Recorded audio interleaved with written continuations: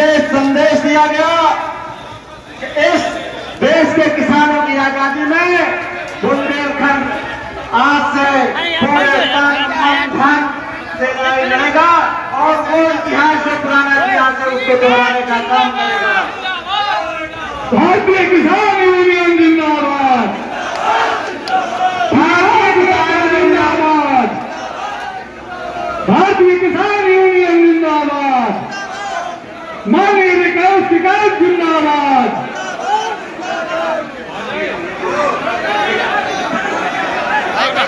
हाथ न मारो यार, डिस्टर्ब करे आ गए यार, नहीं डिस्टर्ब कर रहा है अबे जाके पहले आप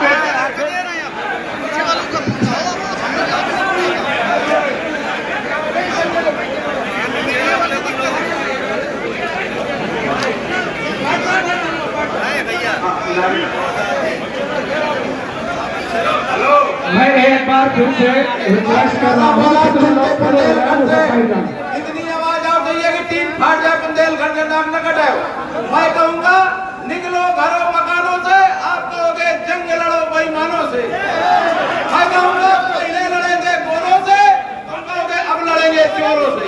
और चोर से कि तीन फाट जाए टिकैत जी भी याद रखे दिल्ली तक। निकलो घरों मकानों से, निकलो घरों मकानों से, निकलो घरों मकानों से, पहले लड़े थे गोरों से, अब लड़ेंगे चोरों से, पहले लड़े थे गोरों से, अब लड़ेंगे चोरों से, पहले लड़े थे गोरों से, अब लड़ेंगे चोरों से।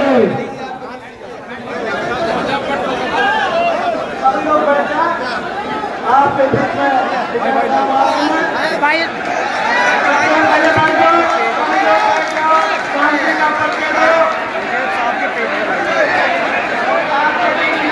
सब लोग अपनी अपनी जगह में बैठ जाए, कृपया करके अपनी अपनी जगह में बैठ जाए।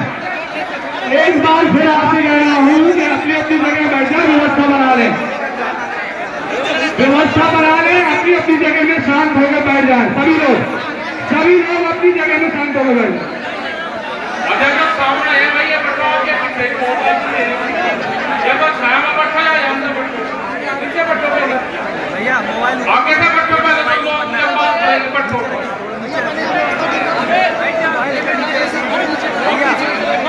यहाँ से भी बैठो नहीं, आपके पीछे भी आदमी है भाई, बैठो नीचे बैठो भाई, कैसे लड़ोगे पहले बैठ लो, उधर बैठो।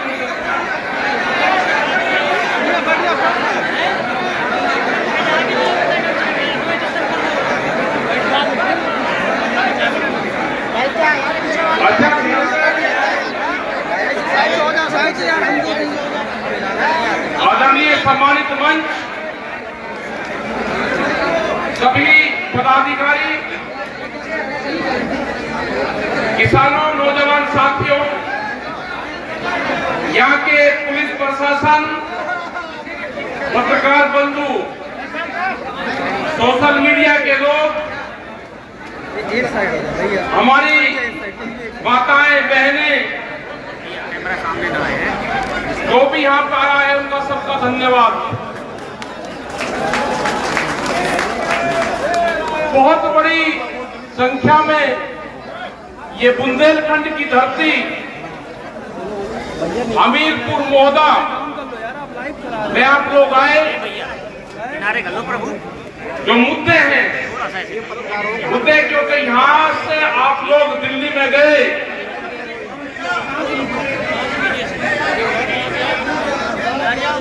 यहाँ के लोगों ने हालात देखी,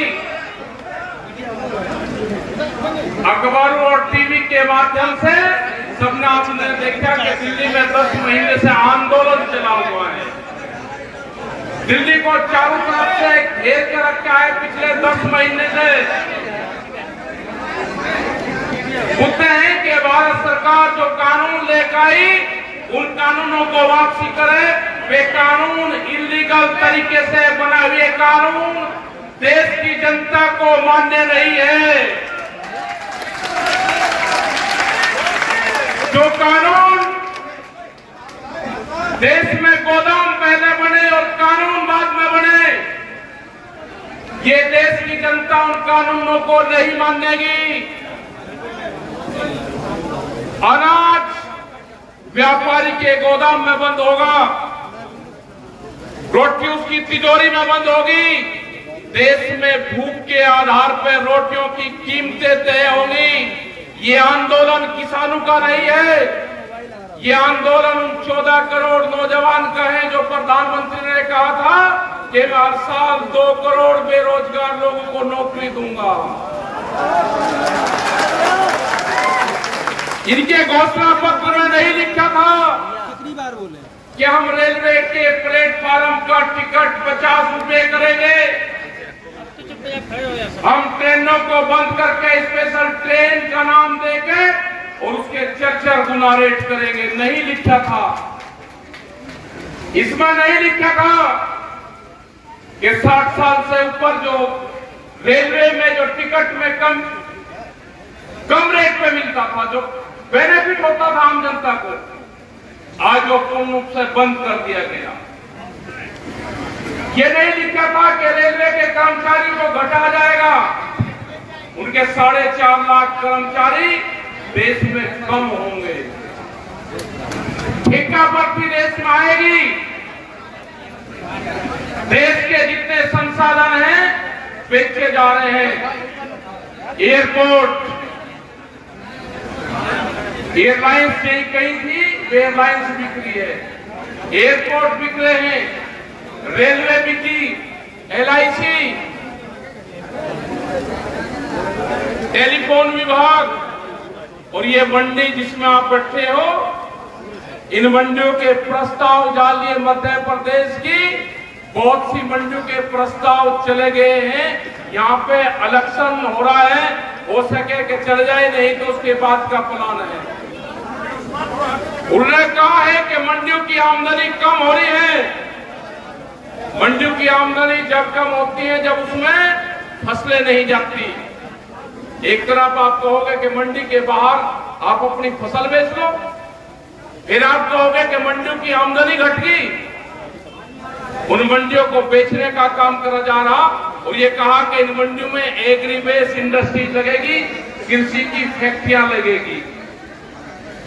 इनको अपने चहेतों को मंडियों की जमीन बेचेंगे। एक जिले में कई हजार करोड़ रुपया की जमीनें हैं, ये मंडियां भी बिकेगी। रेलवे लाइन की जो पासपोर्ट जो जमीन पड़ी थी पास में, उनके प्रस्ताव हो रहे हैं, रेलवे की जमीन जा रही है। जो लोग जिनके खेत नेशनल हाईवे के आसपास हैं, NH में जो नेशनल हाईवे में कानून आ गए कि आप 500 मीटर तक कोई भी कॉमर्शियली एक्टिविटी नहीं कर सकते। जो आप सोचते थे कि मैं गुमटी लगा लूंगा, मैं खोखा लगा लूंगा, आप भूल जाओ उसको। आपकी ना गुमटी लगेगी ना आपका खोखा लगेगा। अगर किसी ने गुमटी खोखा लगाने का काम करा तो पूरा का पूरा खेत, वो खसरा नंबर, वो गांव समाज की जमीन में, गांव समाज में निहित होगा। तो बचेगा क्या? बचेगी देश में बेरोजगारी, भुखमरी, और आप लड़ते रहोगे। तो 2013 में आप लड़े, आप उसमें लड़ाने का काम करा जाएगा। जब ये कानून की लड़ाई शुरू हुई दिल्ली में, हमारे ऊपर बहुत एलिगेशन लगे। अगर सरदार लोग आंदोलन में थे तो उनको खालिस्तान दी। कौन सा देश है खालिस्तान दी? क्या सिख कौम ने थी जिन्होंने इन जंगलों को तोड़ के देश को अनाज दिया? 2013 में दंगे करवाने का काम सरकार ने करा। इनको खालिस्तानी बताओगे? अगर कोई मुस्लिम समाज से लोग हैं इनको पाकिस्तानी बताओगे? क्या वो हम देश में करना चाहते हैं? ये वही लोग हैं जिन्होंने झगड़े करवाए। इनके चक्रव्यूह में नहीं फंसना। जब हमने आंदोलन और आगे चला तो इन्होंने कहा कि छोटा बड़ा किसान है। जब आंदोलन जनवरी के महीने में हमको लाल किले पे लेके गई। लाल किले का कोई रास्ता नहीं जानता था। लाल किला डालमिया को बेच दिया। इनका लाल किला नहीं है। लाल किले पे अगर 2 दिन के लिए भारत सरकार लेती है झंडा फहराने के लिए, तो डालमिया को किराया देना पड़ता है। लाल किला ने कोई कानून नहीं बनाए। कानून भारत की पार्लियामेंट में बनाए, गलत तरीके से बनाए। अगर देश के किसान को जाना होता, 4 लाख ट्रैक्टर दिल्ली के अंदर थे, 20-25 लाख आदमी दिल्ली के अंदर थे। अगर हमको जाना होता तो हम पार्लियामेंट में जाते। हमने उनको कहा कि जो 10 साल पुराना ट्रैक्टर आपने बंद करा है, किसान अब 10 साल पुराना ट्रैक्टर नहीं चला सकता, ये कानून आ गया है दिल्ली में। हमने वही 10 साल पुराना ट्रैक्टर दिल्ली की चमचमाती सड़कों पर चला कर दिखाया। वो देश का ट्रैक्टर था, वे किसान भी देश के थे, वो ट्रैक्टर भी देश का है। ये कान खोलकर फिर सुन लो दिल्ली, वो ट्रैक्टर भी यही है और वो किसान भी यही है। अगर जाना होगा तो पार्लियामेंट पर जाएंगे। जब भी जाना होगा पार्लियामेंट के वहां पर जाएंगे। ये कानून वापसी ले लो, ये कानून वापसी ले लो। 3 काले कानून हैं आपके। एमएसपी पे गारंटी कानून चाहिए। आप अपनी जो फसल बेचते हो, हम लाइन में लगे रहते हैं, देश का किसान लाइन में लग रहा है। वो अपनी 40 क्विंटल फसल नहीं बेच सकता। देश का व्यापारी 10,000 क्विंटल आपसे खरीद कर बेचता है। हमको भी वो मंडी वो मार्केट बता दो कि कहां बेचता है वो 10,000 क्विंटल। आपसे खरीदी हुई सस्ती फसलें वो एमएसपी पे बिकती है। यहाँ के अधिकारी, यहाँ का व्यापारी और यहाँ की सरकार मिली हुई है। आपको लाभ नहीं दे गए। बड़ा व्यापारी यहाँ का मिला हुआ है। छोटे दुकानदार और छोटे व्यापारी को मारना चाहते हैं। जो दुकानदार शहर में नौकरी करता, वो दुकान करता है, वो इंडस्ट्रीज वाला नहीं है। वो दुकानदार वो है कि अगर मौदा की मंडी मजबूत होगी, यहाँ पे फसलों की कीमत ठीक मिलेगी, तो हम सीधे मार्केट में जाएंगे, वो पैसा मार्केट में देंगे, मार्केट से सामान खरीदेंगे, वो आगे खरीदेगा। ये पीटी दर पीटी हमारा काम चल रहा था। ये दुकानदारों को भी मारने का काम करते हैं।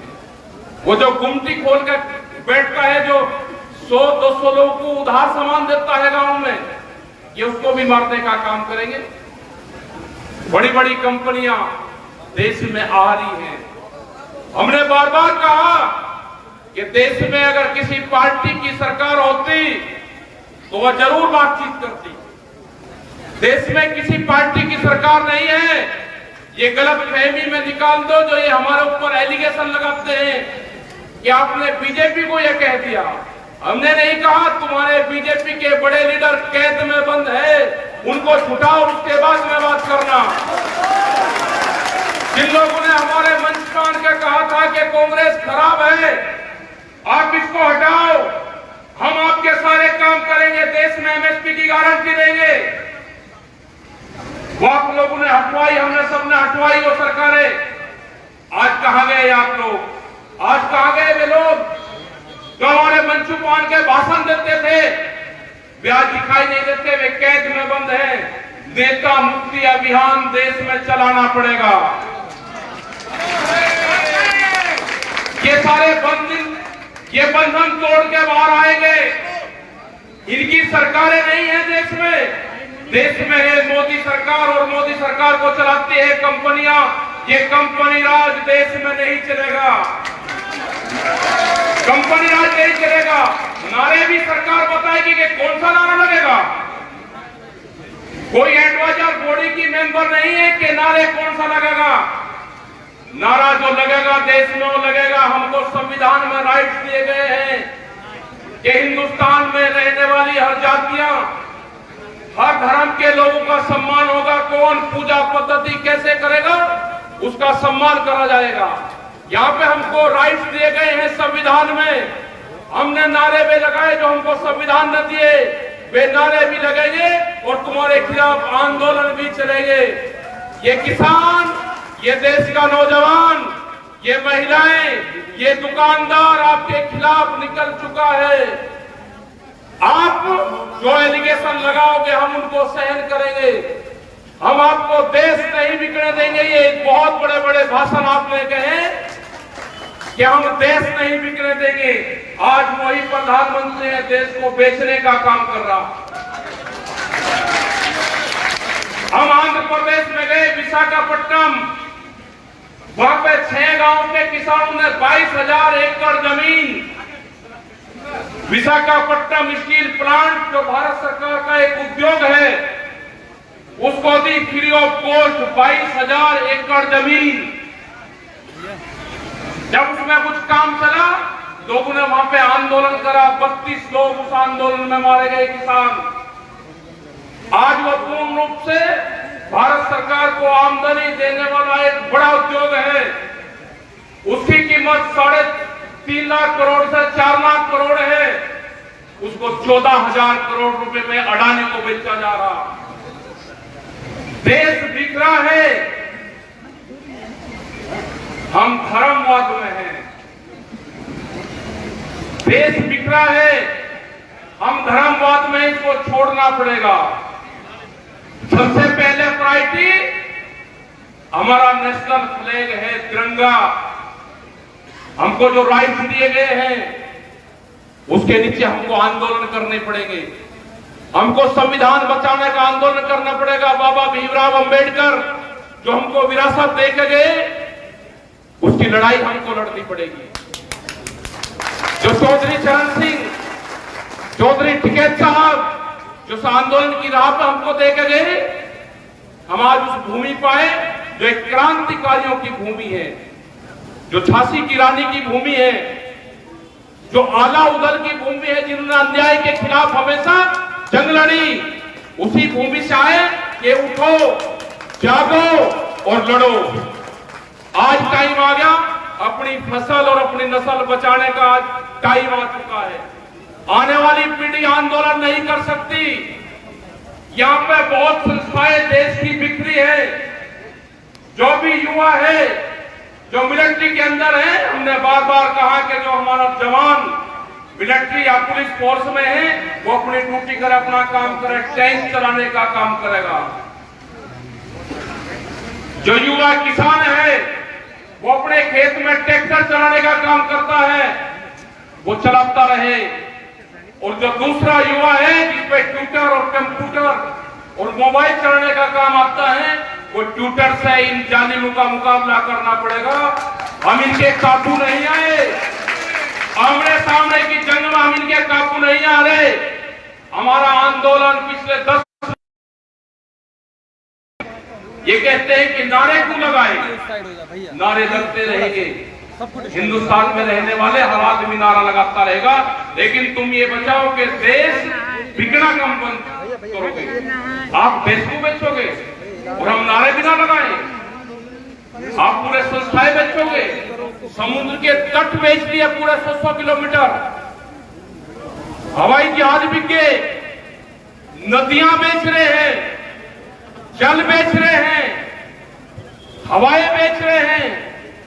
काम करना चाहिए था तो ऑक्सीजन पे काम करते, हॉस्पिटलों पे काम करते, एजुकेशन पे काम करो, सड़कों के ऊपर काम करो। देश को तोड़ के और लड़ा के आप भावनाएं खिलवाड़ करके काम करोगे। कौन से मंदिर और उसकी बात करते हो आप? अयोध्या में मंदिर हमारा है, हम भी रघुवंशी हैं, राम भी रघुवंशी था, हमारे पूर्वज थे। हम राम राम करते थे। आपका जय श्री राम है, आपने राम को भी बदल दिया। हम हल जोतते थे तो ले राम का नाम कहते थे। हमारा तो बैल भी हमारी भाषा समझता था। आप कहां लेकर जाओगे देश को? आप विकास में काम करो। जब भी सरकारें या पॉलिटिकल पार्टी धर्मवाद में आएगी, देश का विकास नहीं हो सकता। ये देश कृषि और ऋषियों का देश है। पुरानी परंपराएं हमारी रहे हैं, यहाँ की कृषि भी जिंदा रहेगी और यहाँ पर ऋषि पद्धति भी जिंदा रहेगी। तुम्हारी ठेकेदारी नहीं है सरकार की कि आप बंधु को टच करने का काम करोगे। आप ऋषि पद्धति पे भी उंगली उठाओगे और आप खेती किसानी पे भी उंगली उठाओगे। ये देश जब तक आंदोलन करता रहेगा, देश का जवान, जब तक आप ये देश को बेचना बंद नहीं करोगे, आप हमको लड़ा के देश को बेचोगे, देश नहीं बिकने देंगे।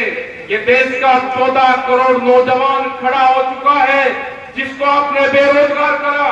ये खड़ा है आज तुम्हारे सामने। तुम आओगे ना बीच में, तुम गए बंगाल के अंदर, तुम गए बांग्लादेश में, कि हम आजादी की लड़ाई में शामिल थे। बांग्लादेश की कहां से आजादी की लड़ाई लड़ी गई? बांग्लादेश में गए, हम गए, वहां पे एक मुट्ठी चावल मांग रहे थे ये वहां के किसान से। हमने उनको बताया कि एक मुट्ठी चावल की कीमत मांगो। जैसे ही वहां के किसानों ने कीमत मांगनी शुरू करी, ये वहां से बैक हो गए, भाग गए। ये आएंगे आपके बीच में भी, आप भी प्रचार करो प्रधानमंत्री का और हम भी प्रचार करेंगे देश के प्रधानमंत्री का। ये ध्यान से सुन लेना, आपके बीच में आएंगे ये लोग अब दिल्ली से। देश के प्रधानमंत्री ने कहा कि 2022 में किसान की आमदनी दुगनी होगी। ये ध्यान से सुन लेना सब लोग। 1 जनवरी से बिकने वाली हर फसल की कीमत दुगनी होगी। देश की सरकार ने कहा 3 महीने का टाइम है। 1 जनवरी से बिकने वाली हर फसल के रेट एमएसपी पे दुगने चाहिए। ये हमारा आंदोलन का नारा होगा। इनसे क्वेश्चन करना कि 2011 में जब नरेंद्र मोदी गुजरात के मुख्यमंत्री थे, एक फाइनेंशियल कमेटी थी 11 मुख्यमंत्रियों की, उसमें एक कमेटी के अध्यक्ष थे। वहां से एक प्रस्ताव गया था कि एमएसपी को गारंटी देनी चाहिए। ये प्रस्ताव 2011 में मुख्यमंत्री की जो फाइनेंशियल कमेटी थी उसके रिकमेंडेशन थी। उस टाइम पे ये उस कमेटी में थे। आज ये देश के प्रधानमंत्री हैं, हमको गारंटी चाहिए, एमएसपी पे गारंटी कार्ड आप दोगे तो आप काबू में आना। आपसे क्वेश्चन लोग करेंगे। अपनी फसलों को आधे रेट में नहीं बेचेंगे। एमएसपी पे गारंटी कार्ड। 2022 में फसलों की कीमतें दुगनी। बुंदेलखंड में अगर जिस जमीन पे हम आए, यहाँ पे अन्ना पशु जो पड़ता है पूरा बर्बाद होते हैं खेत हमारे यहाँ के। यहाँ के डैम, 3 डैम यहाँ के प्रस्तावित अभी है, वे डैम यहाँ के बने। अन्ना प्रथा यहाँ की पूर्ण रूप से खत्म हो, किसानों को लाभकारी मूल्य मिले। जो हजारों नौजवान रोज यहाँ से 10 से 15 हजार लोग बहुत गाड़ियों में, पूरे बुंदेलखंड के लोग दिल्ली और शहरों में काम करने के लिए जाते हैं। इतनी बेरोजगारी, खनन संपदा बुंदेलखंड में भरी हुई है, जिससे उसका लाभ यहाँ के किसानों को नहीं है, यहाँ के व्यापारी को नहीं है, यहाँ के दुकानदारों को नहीं है, यहाँ की जनता को नहीं है। यहाँ का नौजवान बेरोजगार है, उसको उठना पड़ेगा, आंदोलन का रास्ता पकड़ना पड़ेगा। दिल्ली में आप लोगों को आना पड़ेगा। आपको ट्रेन के माध्यम से, आप दूसरे माध्यम से आप दिल्ली आओ। दिल्ली में लड़ाई जारी है, दिल्ली में आंदोलन जारी है। भारत सरकार को हमने कहा है कि हम बातचीत के लिए तैयार है। देश का किसान कंडीशनल बात नहीं करेगा। आप कहते हो कि कानून वापसी नहीं होंगे, बातचीत कर लो। आप दरवाजे जब तक बंद रखोगे, किसान आपके गेट के बाहर बैठा रहेगा। जब आप कहोगे कि हम बातचीत करना चाहते हैं तो किसान बातचीत करेगा, लेकिन कंडीशन बातचीत नहीं करेगा किसान। जो भी बात होगी कमरे के अंदर होगी। आप देश के पत्रकारों को गुमराह कर रहे हो, बार बार बयान देते हो आप इनके माध्यम से। आप कंडीशन लगा के बातचीत करना चाहते हो। आपको कानून भी वापसी लेने पड़ेंगे और एमएसपी पे गारंटी कानून भी बनाना पड़ेगा। आपको 10 साल पुराने ट्रैक्टर की भी परमिशन देनी पड़ेगी। आपको पॉल्यूशन का भी जो सिस्टम है आपको उसको भी खत्म करना पड़ेगा। दूध की भी एक पॉलिसी लेकर आ रहे हैं। ये बाहर से दूध की बड़ी कंपनियों को बुलाना चाहते हैं यहाँ पे। बोले पूरा का पूरा देश कोई सिस्टम छोड़ने का नाम नहीं लिया। तो हमारा यही सवाल है कि जब तक आप कानून वापसी नहीं लोगे, किसान से बातचीत नहीं करोगे, ये आंदोलन हमारे जारी रहेंगे। हम पूरे देश में जाएंगे, पूरे प्रदेश में जाएंगे और हम लड़ेंगे और जीतेंगे। इन्हीं नारों के साथ में हम लड़ेंगे, लड़ेंगे, जीतेंगे। और यहाँ पे निरंजन राजपूत, यहाँ पे विशेखा राजपूत और उनकी पूरी टीम, श्रीनाथ इनके दो नाम है भाई, रजा मुराद और श्रीनाथ, ये सारे लोग और इनकी पूरी टीम को धन्यवाद देना चाहता हूँ। जितने भी लोग यहाँ पे आए, पुलिस प्रशासन को भी, कि ये बंडियां हमारी है, इसमें परमिशन का कानून मत बताओ। हाँ, राघव भाई ने नाश्ते का इंतजाम करा, धन्यवाद।